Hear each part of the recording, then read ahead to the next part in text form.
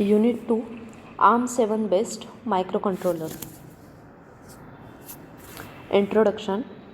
The LPC 2141 or 42444648, these all are different microcontrollers. These all are based on 16-bit or 32-bit ARM7 TDMI CPU with real-time emulation and embedded trace support that combine the microcontroller with embedded high-speed flash memory ranging from 32 KB to 512 KB, a 128-bit wide memory interface and a unique accelerator architecture enable 32-bit code execution at the maximum clock rate. For critical code size application, the alternative 16-bit thumb mode reduce code by more than 30% with minimal performance penalty. So due to their tiny size and low power consumption, this LPC 2141, 4268, these all are ideal for applications where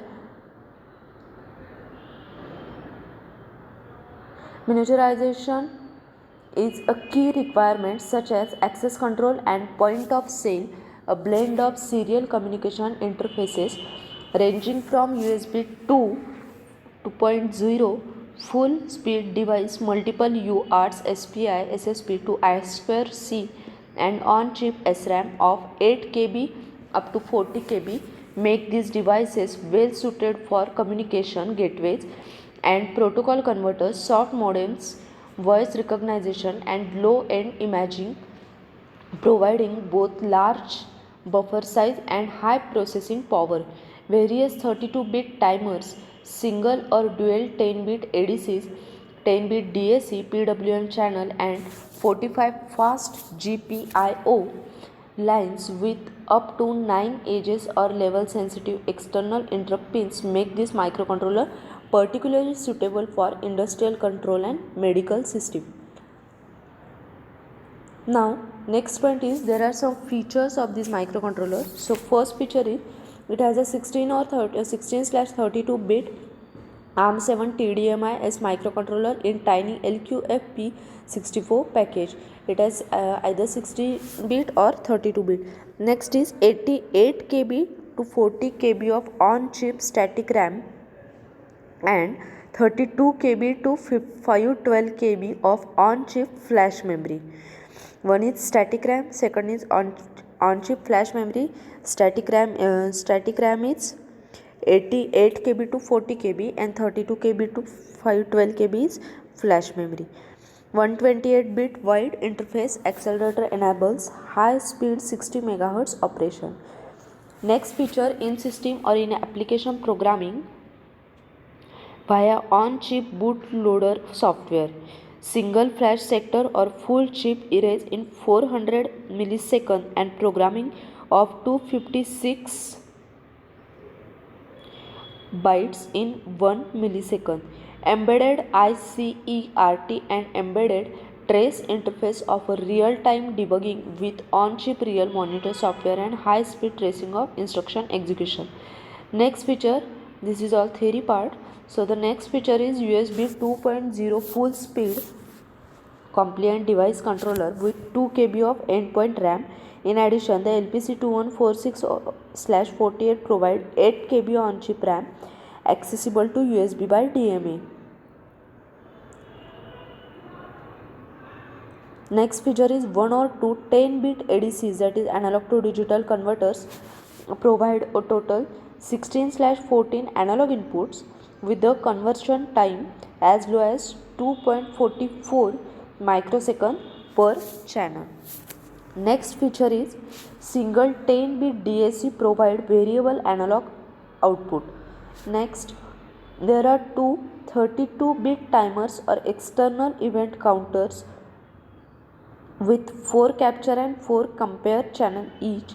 Also PWM unit with 6 output and watchdog timer. Next feature, low power real time clock with independent power and dedicated 32 kHz clock input. Next feature, multiple serial interfaces including two UARTs, 2 fast I2C buses, SPI and SSP with buffering and variable data length capabilities. Next feature, Vectored Interrupt Controller, that is VIC, with configurable priorities and vector addresses. Next feature, up to 45 of 5 volt tolerant fast general purpose IO pins, that is input output pins, in a tiny LQFP64 package. Then up to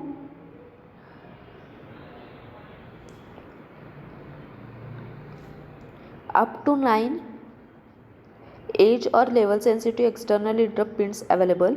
60 MHz maximum CPU clock available from programmable on-chip PLL with settling time of 100 microsecond. Next feature, it has on-chip integrated oscillator operate with an external crystal in the range of 1 MHz to 30 MHz and with an external oscillator up to 50 MHz. Power saving mode include idle and power down. Individual enable disable of peripheral function as well as peripheral clock scaling for additional power optimization. Next, processor wake up from power down mode via external interrupt, USB, brownout detect or real time clock. Next is single power supply chip with POR and BOD, that is power on reset circuit. So in that it has CPU operating voltage range of 3 volt to 3.6 volt with 5 volt tolerant input output pads.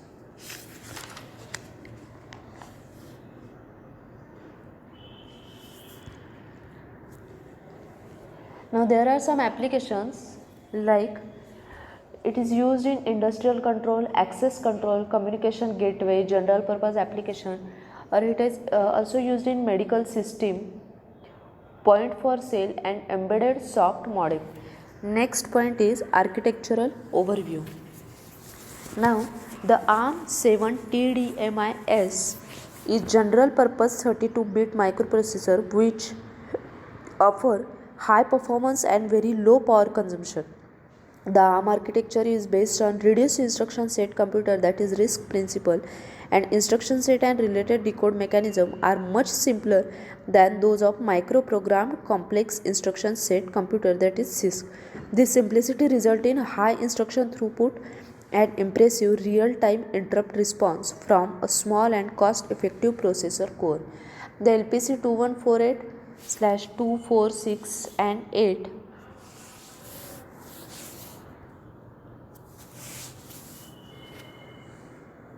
consists of ARM7 TDMI CPU with emulation support, the ARM7 local bus for interface to on-chip memory controller, the AMBA advanced high performance bus, that is AHB, for interface to the interrupt controller, and the VLSI peripheral for connection to on-chip peripheral functions.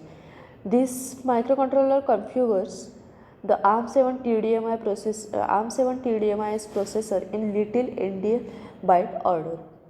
The connection of on-chip peripheral to a device pin is controlled by a pin connect block, and this must be configured by a software to fit specific application requirement for the use of peripheral functions and pins.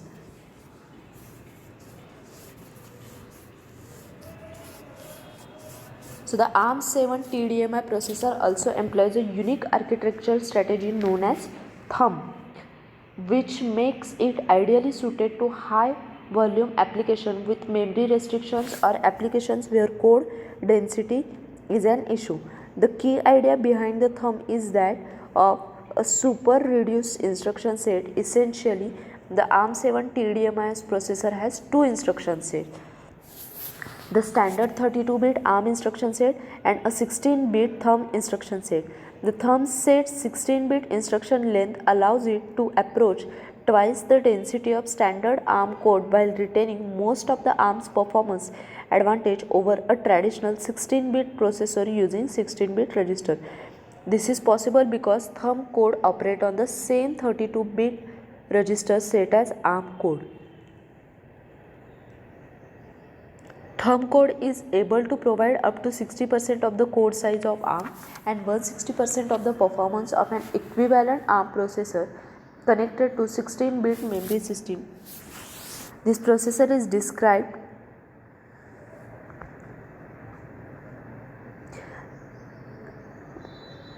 above. So next is on-chip flash memory. The LPC 2141, 42, 44, 46 and 48, these all are incorporate a 32 KB, 64 KB, 128 KB, 256 KB and 512 KB flash memory system respectively.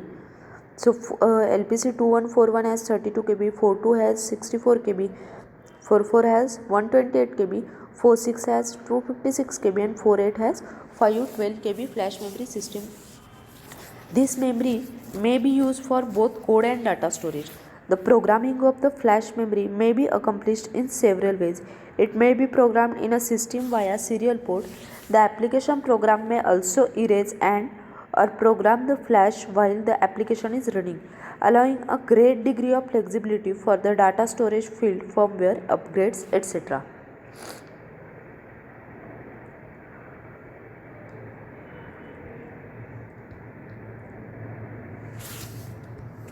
Next is on-chip static RAM. On-chip static RAM may be used for the code and or data storage. The SRAM may be accessed as 8-bit, 16-bit, 32-bit. The LPC 2141 or 42 or 44 and 4648 provide 8 KB, 16 KB and 32 KB of static RAM respectively. This SRAM is designed to be accessed as byte address memory. Word and half-word access to the memory ignore the alignment of the address and access the naturally aligned value that is addressed. Therefore, valid memory reads and memory write require data accessed as half-word to originate from addresses with address line 0 being 0 and data access as a word to originate from the address with address line 0 and 1 being 0. This rule applies to both off and on-chip memory usage. The SRAM controller incorporate a write-back buffer in order to prevent CPU stalls during the back-to-back writes. The write-back buffer always holds the last data sent by the software to the SRAM. This data is only returned to the SRAM when another write is requested by the software. If chip reset occurs, then actual SRAM content will not reflect the most recent write request. Any software that check SRAM contents after reset must take this into account. Two identical writes to a location guarantee that the data will present after a reset. Alternatively, a dummy write operation before entering idle or power down mode will similarly guarantee that the last data return will be present in SRAM after a subsequent reset. This is all about on-chip static RAM, that is SRAM. Next point is block diagram of LPC 2148.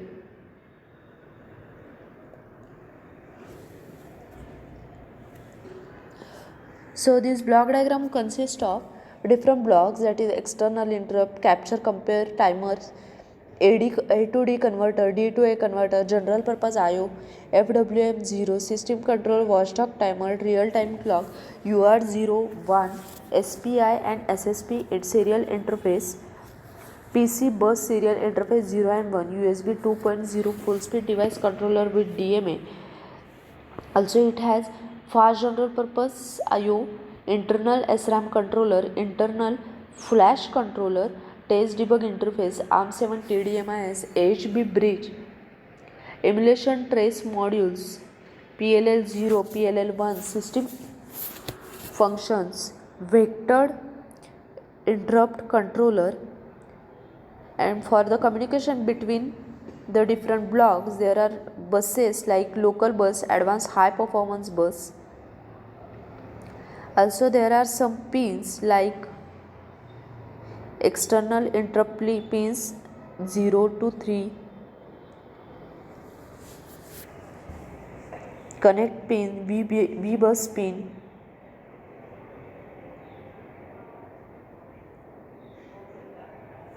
so this diagram shows the block diagram. This is a block diagram of LPC 2141, 42, 46 or 8. Now system control block functions. The system control block include several system features and control register for number of functions that are not related to a specific peripheral devices, which include crystal oscillator, miscellaneous system control and status, PLL, reset, wake-up timer, external interrupt input, memory mapping control, power control, VPB divider.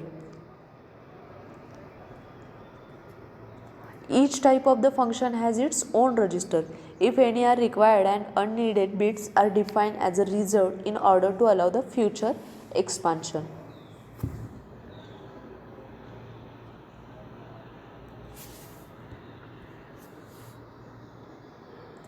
So next point is system control. In that in system control the first one is PLL, that is phase lock loop.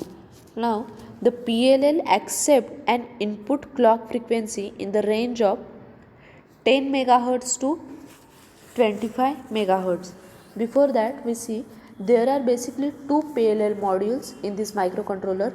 The PLL 0 is used to generate the CCLA clock, that is system clock, while PLL 1 has to supply the clock for the USB at the fixed rate of 48 MHz. Structurally, these two PLL are identical with exception of PLL interrupt capabilities reserved only for PLL 0. Now the PLL 0 and 1 both accept an input clock frequency in the range of 10 MHz and to 25 MHz only. The input frequency is multiplied up into the range of 10 MHz to 60 MHz with current control oscillator, that is CCO. Multiplier can be integer value from 1 to 32, practice 1 to 32. The CCO, that is controlled oscillator, operate in the range of 156 MHz to 320 MHz.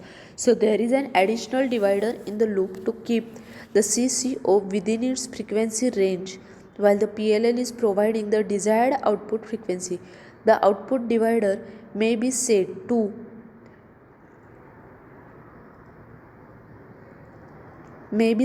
divide by 2, 4, 8 or 16 to produce the output clock, since the minimum output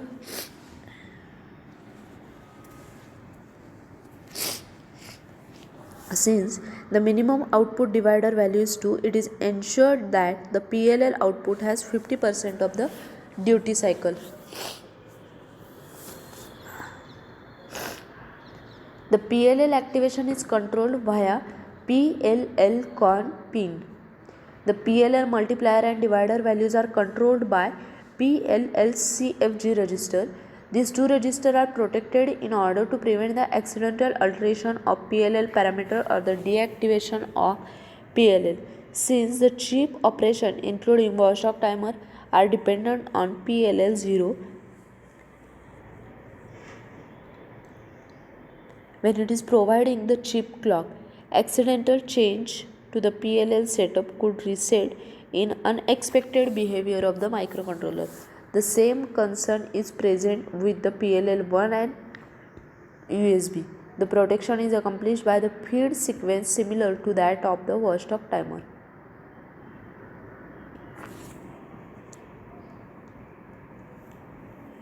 Both PLLs are turned off and bypassed following a chip reset and when by entering power down mode. The PLL is enabled by software only. The program must configure and activate the PLL, wait for the PLL to lock, then connect to the PLL as a clock source. Then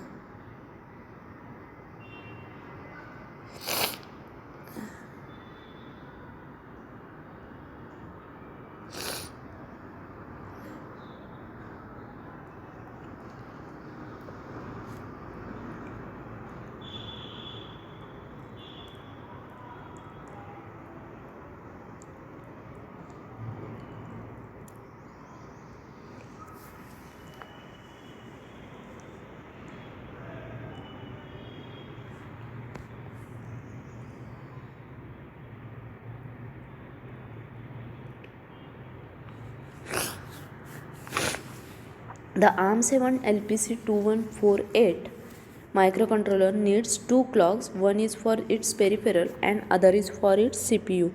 The CPU works faster with higher frequencies, whereas peripheral need lower frequency to work with. The peripheral clock, that is PCL, can CPU clock get clock input from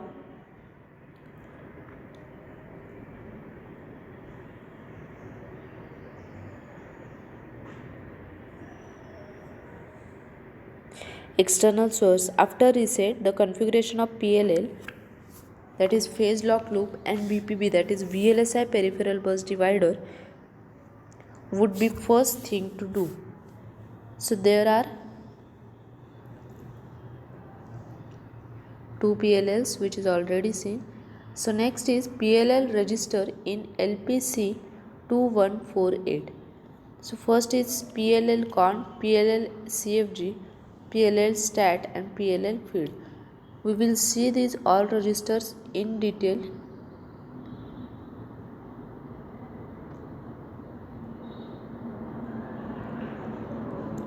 So first is PLL con. So PLL controlled register. The description for this is holding the register for updating PLL control bits. Values returned to this register do not take effect until a valid PLL feed sequence has taken place. PLL CFG. So this is PLL configuration register, holding register for updating PLL configuration values.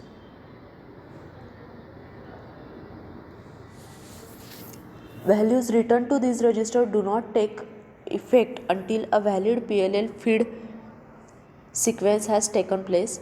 Next is PLL stat, that is PLL status register, read back register for PLL control and configuration information. Next, PLL feed, it is PLL feed register. This register enable loading of the PLL control and configuration information from the PLL con and PLL CFG registers into a shadow register that actually affect PLL operation.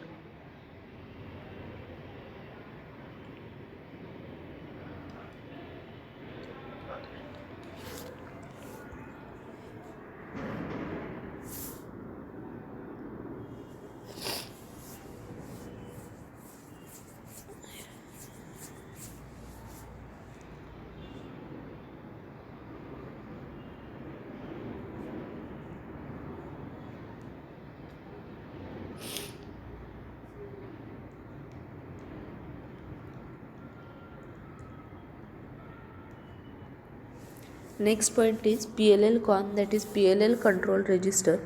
This register contains the bits that enable and connect the PLL. Enabling the PLL allows it to attempt to look to the current setting of the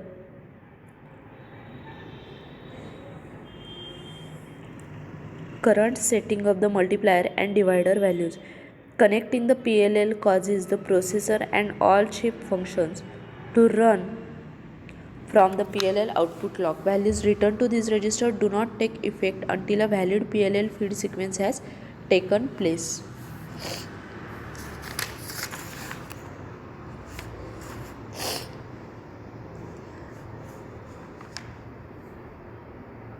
So this is the table for PLL control register. So there are 3 bits 0, 1 and 7, 2s to 7. In that PLLE and PLLC. So PLLA is PLL enable when one and after a valid PLL feed, this bit will activate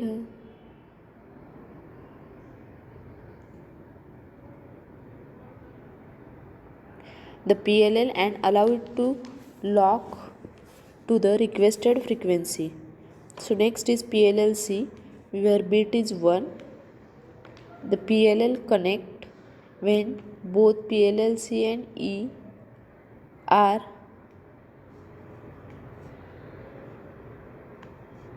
both set to 1 and after 0 valid PLL feed connects the PLL as the clock source for the microcontroller.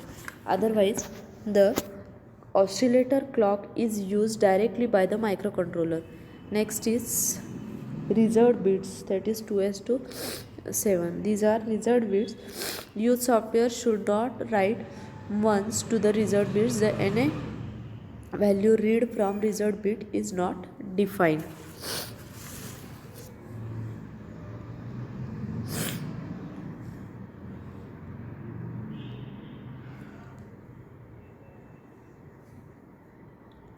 Next is PLL CFG.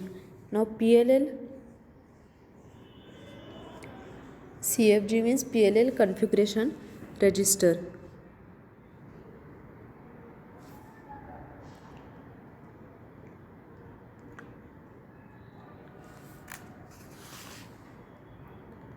The PLL CFG register contain the PLL multiplier and divider values.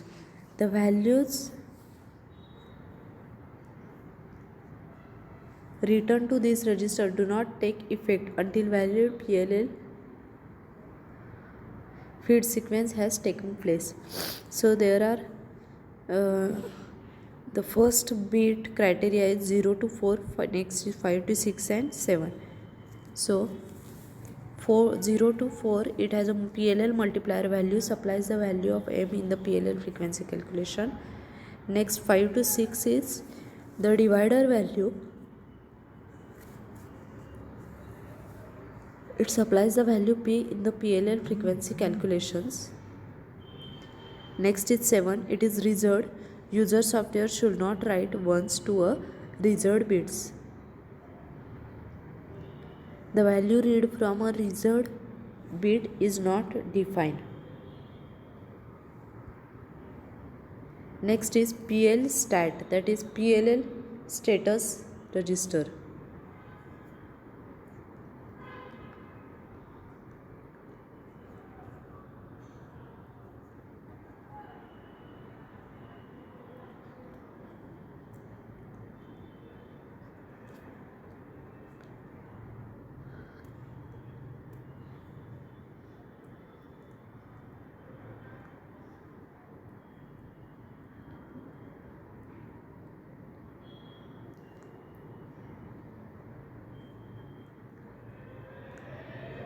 Next is PLL status register. So the read-only PLL status register provide the actual PLL parameters that are in effect at the time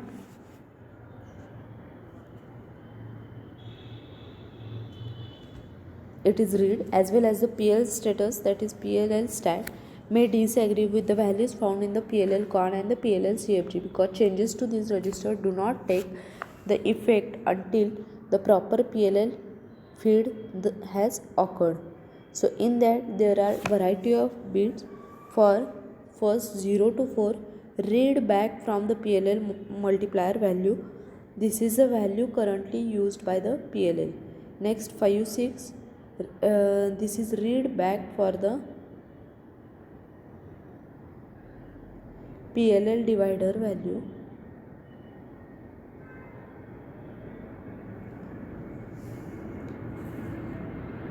This value is currently used by the PLL. Next 7, this is a reserved bit. Next is 8 PLLE, that is back for the PLL enable bit. When 1, the PLL is currently activated, and when 0, it is turned off. Next 9 bit is PLLC, that is read back for the PLL connect bit. When PLLC and PLLE are both 1, then PLL is combined as the clock source for the microcontroller. When PLLC or PLLE is 0, then PLL is bypassed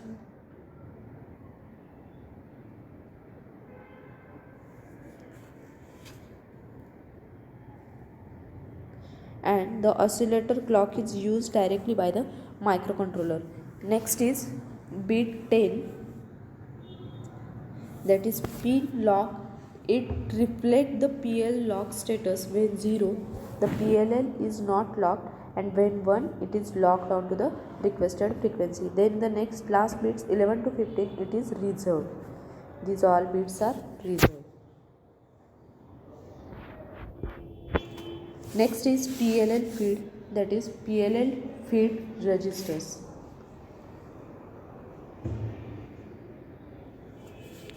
So a correct feed sequence must be returned to the PLL feed register in order for the changes to the PLL con and PLL CFG register to take the effect. The feed sequence is: first one, write the value 0xAA to PLL feed, and second, write the value 0x555 to PL feed. The two writes must be in correct sequence and it must be consecutive APB bus cycle.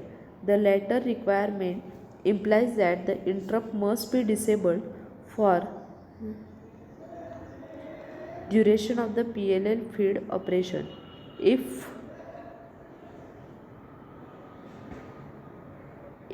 either of the feed values is correct or one of the previously mentioned conditions is not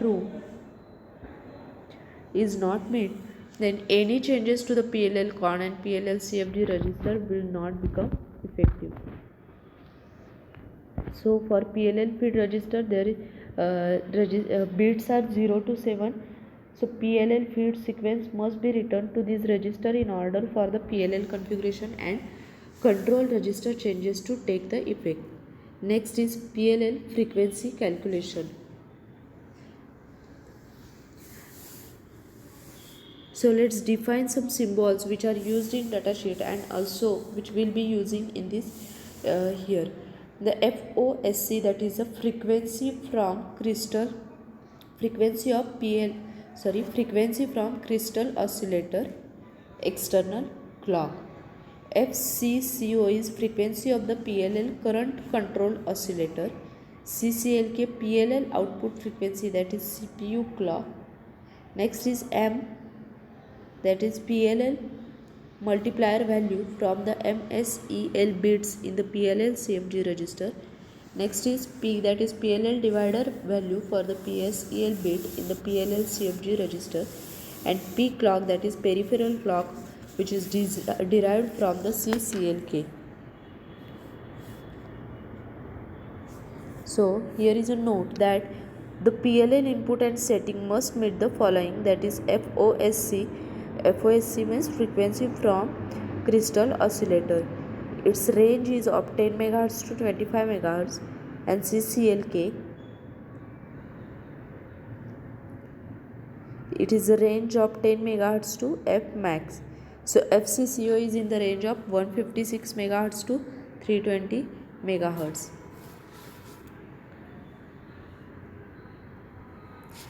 PLL and power down mode. The power down mode automatically turn off and disconnect activated PLLs. Wake up from power down mode does not automatically restore the PLL setting. This must be done in software.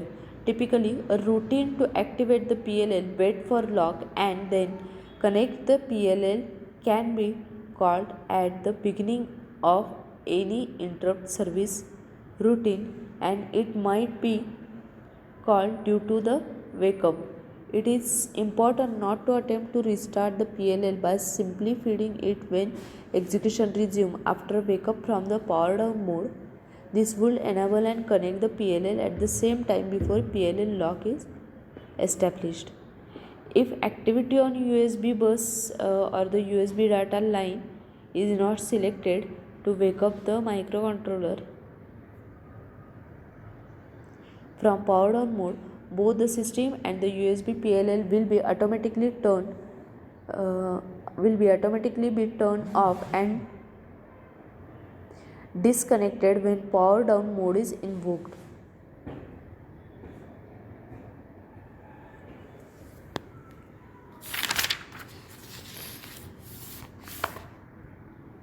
Next is setup PLL. So, or procedure for determining PLL settings.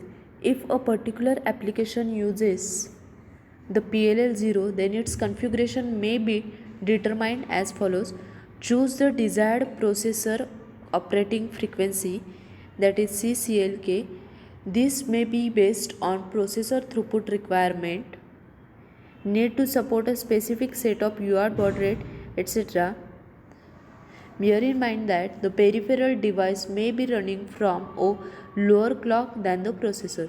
Second is choose an oscillator FOSC. CCLK must be the whole, that is non-fractional multiple of FOSC. Next, calculate the values of M to configure the MSCL bits. So M is equal to CCLK by FOSC. M must be in the range of 1 to 32. The value returned to the MSEL bits in a PLL CFG is M minus 1. Then last step is find a value for P to configure the PSEL bits such that FCCO is within its defined frequency limits. The FCCO is within its it is calculated using the equation given below, that is P must have one values 1 to 4 or 8. The value returned to the PSEL bit in FPLC PLL CFG is 00 for P equal to 1, 01 for P2, 10 for P4 and 11 for P equal to 8. Next is VPB divider. The VPB divider determines the relation between the processor clock and the clock used by the peripheral devices. The VPB divider serves two purposes. The first is to provide the peripheral with desired PCLK via VPB bus so that they can operate at the speed chosen for the ARM processor. In order to achieve this, the VPB bus may be shut down to 1/2 or 1/4 of the processor clock rate, because the VPB bus must work properly at power up and its timing cannot be altered if it does not work. Since the VPB divider control register reside on the VPB bus, the default condition at the reset is for the VPB bus to run at 1/4 speed. The second purpose of this divider is to allow the power saving when an application does not require any peripheral to run at the full processor rate. So because the VPB divider is connected to the PLL output, the PLL remain active if it was running during the idle mode. So this table shows the VPB divider registers.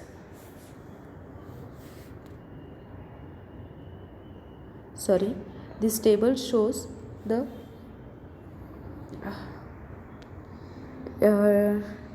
different terms as well as its description with values of range. So first is FOSC, that is oscillator clock frequency. Its range is 10 to 60 MHz. Next is CCLK, that is CPU clock frequency. Its range is 60 MHz max. Next is PCLK, peripheral clock frequency. It is based on the value in the VPB divider register. Next is M multiplier 1 to 32. Next P is divider 1 to 48, and last is FCCO, that is current control oscillator frequency. Its range is 156 MHz to 320 MHz.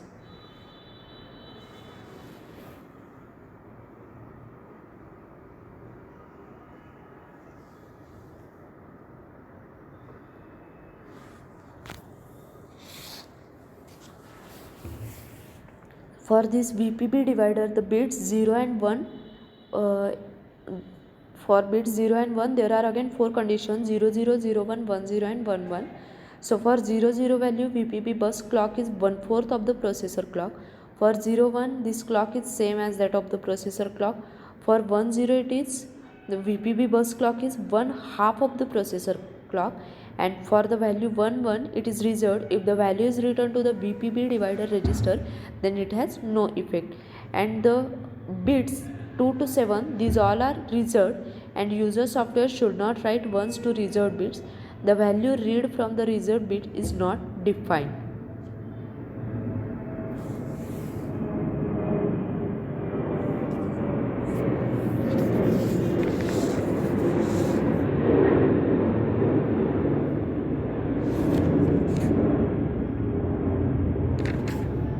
Thank you.